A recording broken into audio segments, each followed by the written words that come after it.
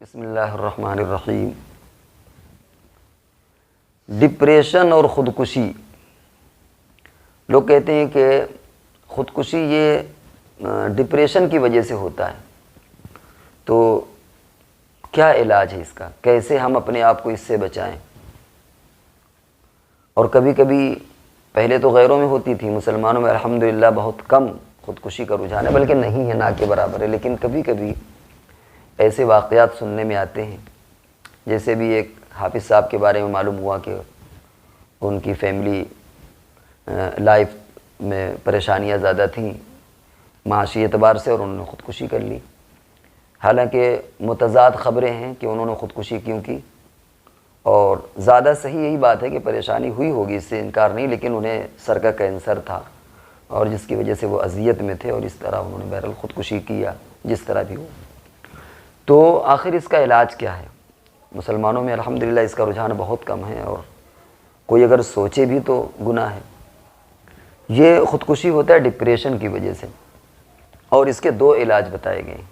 ایک تو یہ کہ اللہ کا ذکر کیا جائے، کیونکہ اللہ کے ذکر سے دل مطمئن ہوتا ہے۔ خود قرآن میں اللہ رب العزت نے ارشاد فرمایا الا بذکر اللہ تطمئن القلوب، کہ اللہ کے ذکر سے دلوں کو اطمینان ہوتا ہے۔ ظاہر بات ہے جب دل مطمئن ہوگا تو پھر وہ بندہ خودکشی نہیں کرے گا، اور خودکشی کی وجہ صرف معاشی پریشانیاں نہیں ہوتی، بہت سے مالدار لوگ بھی خودکشی کر لیتے ہیں۔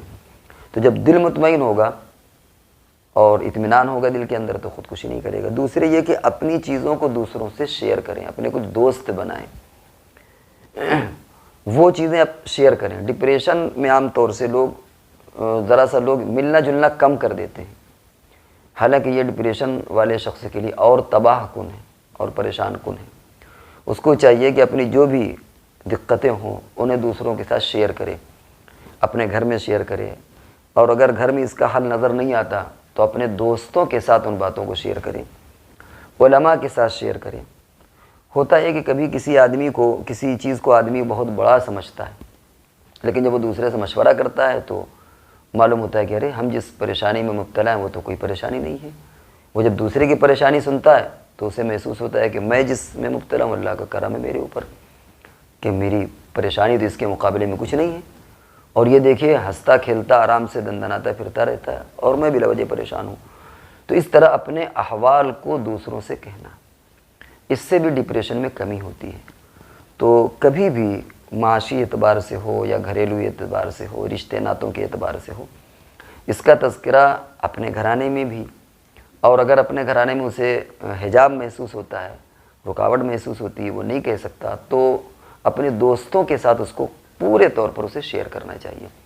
اور خاص طور سے علماء ائمہ جو مساجد کے امام ہوتے ہیں، جس مسجد میں امام نماز پڑھتا ہے، اور علماء کے پاس جا کر کے اپنی پوری دل کی کیفیت بیان کرنا چاہیے۔ بہت سے ایسے تجربات ہیں کہ لوگ روتے ہوئے آتے ہیں علماء کے پاس اور مسکراتے ہوئے جاتے ہیں، وہ یہ سوچتے ہیں کہ شاید ہم ہی سب سے زیادہ دنیا میں پریشان ہیں، لیکن جب علماء ان کو واقعات سناتے ہیں اور تسلی دیتے ہیں اور اس کے حل کی شکلیں بتاتے ہیں تو وہ مسکراتے ہوئے جاتے ہیں، تسلی مل جاتی ہے ان کو۔ تو یہ اللہ نہ کرے ہمارے مسلمانوں کے درمیان بھی یہ چیز آئے، ابھی الحمدللہ ایسا نہیں ہے۔ تو اگر ڈپریشن کیا ہے؟ یعنی قلبی اعتبار سے الجھن کا شکار ہونا، دلی اور دماغی اعتبار سے۔